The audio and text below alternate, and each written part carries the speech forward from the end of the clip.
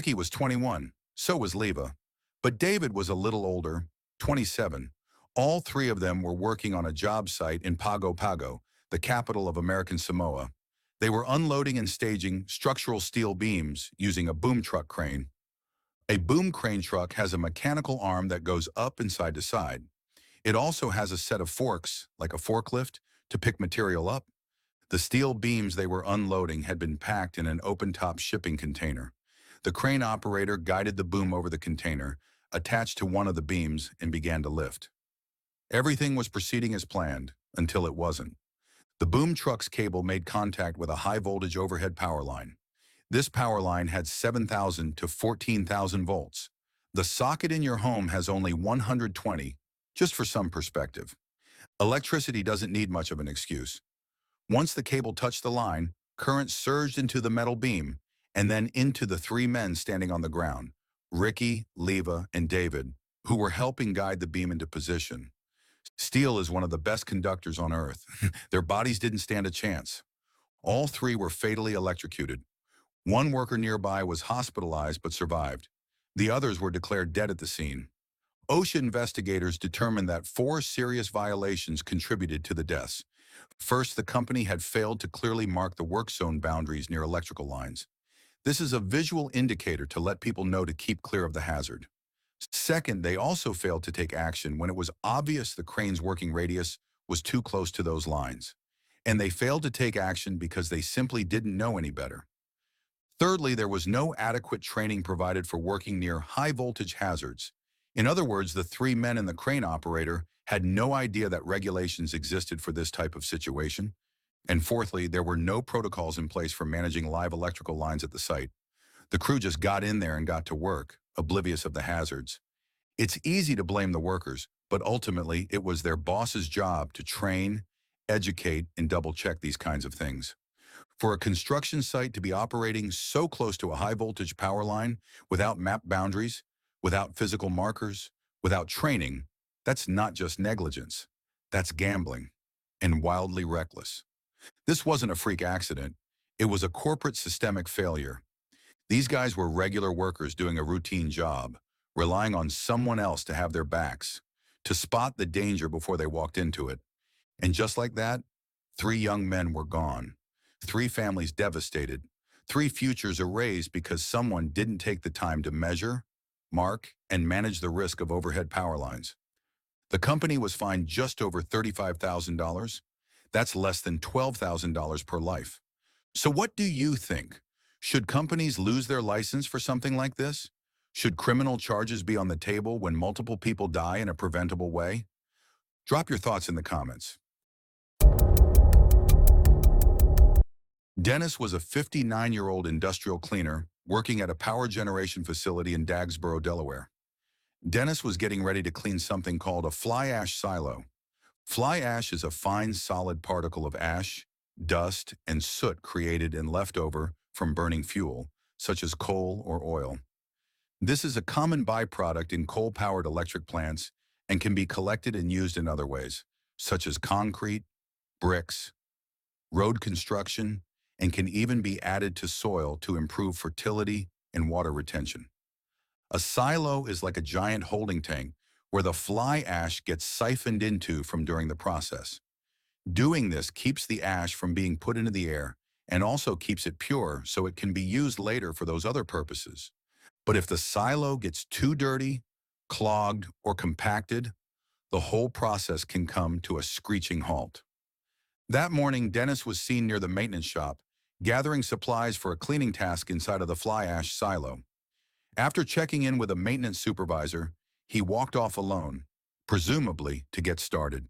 And then he disappeared for several hours. No one checked on him, and no one thought they needed to, and no one saw what happened next. But what did happen next would make this Dennis's last shift. His body was found hours later on the ground just outside of a boiler tower. It was clear he was injured beyond help and had been dead for several hours. His injuries were consistent of someone who had fallen. An investigation was put together, and this is what they believe happened. At some point in Dennis's shift, he found himself up on a special machine called a boiler, where the coal was being burned to boil the water, which would later turn a turbine to generate power. He had traced a fly ash issue to this particular boiler and was troubleshooting it. Against his better judgment, he moved himself outside of the protective guardrails 13 stories up, trying to figure out what was going on with this fly ash issue on this boiler. Dennis slipped while on the outside of the guardrail, but he wasn't fast or strong enough to recover. Dennis fell about 100 feet, a complete free fall, from boiler number 4 on the 13th floor straight onto the ground below. A 2 to 3 second fall. No one saw him fall, no one saw him land, and no one came by to discover his body for several hours. And sometimes these types of facilities are complicated, intricate, and uncomfortable to be in.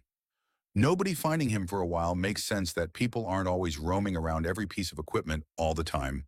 As tragic as this incident was, there were no citations and no monetary fines against the company. When OSHA did their investigation, they were unable to discover any type of obvious or clear negligence on the part of the employer.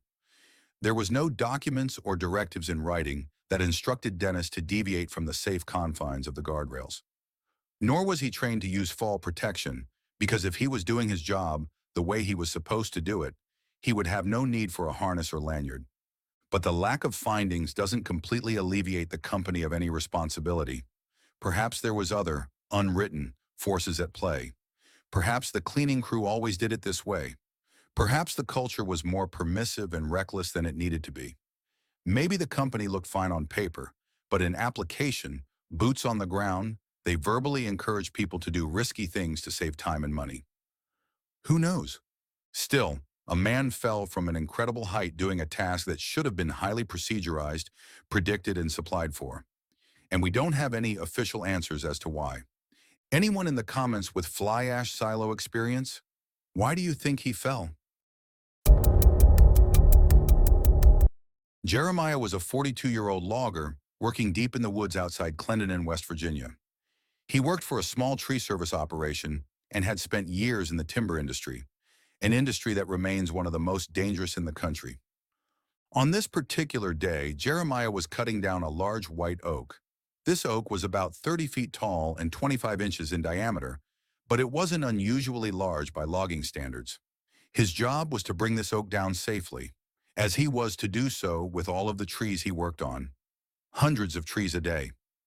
In forestry, there's a concept called the retreat path. It's a pre-cleared, obstacle-free escape route you're supposed to use immediately after making your final cut. Once the tree starts to fall, you literally retreat backward on this path to stay clear of the falling timber.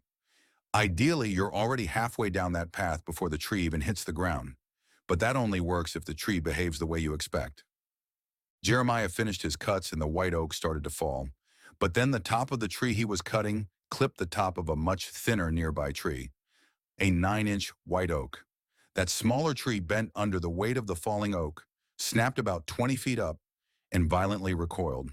The broken top of that 9-inch tree shot backward, like a slingshot, striking Jeremiah in the head. He hadn't moved away from the stump or used the retreat path at all. His body would be found in a bit when he didn't answer the radio. There were no direct witnesses to the moment of impact. The company owner was at a nearby landing when he heard the crash. He immediately radioed Jeremiah to tell him to wrap up for the day, but there was no response. The owner's uncle, also on site, jumped into a bulldozer and drove to the cutting area. He found Jeremiah slumped and unresponsive on the forest floor. Emergency crews were called in. EMS and the sheriff's department arrived to find Jeremiah already dead. The coroner confirmed what most people on that site already feared: blunt force trauma to the skull and a fractured head. When OSHA investigated, they found just one violation: failure to move to a safe zone on the retreat path. It's a basic principle in logging: don't stand near the stump once the tree starts to fall. But as with so many basic safety rules, the reality is messy. It might not seem that urgent to use the retreat path when you are cutting down 100 trees a day, and each one seems to behave the way you think it should. The fine was just over $6,300. But as you and I know, no dollar amount brings a man back to life, and no fine captures the weight of what's left behind: the grief, the trauma, the empty boots. What do you think happened here? Was this just a freak accident, or was there something else at play?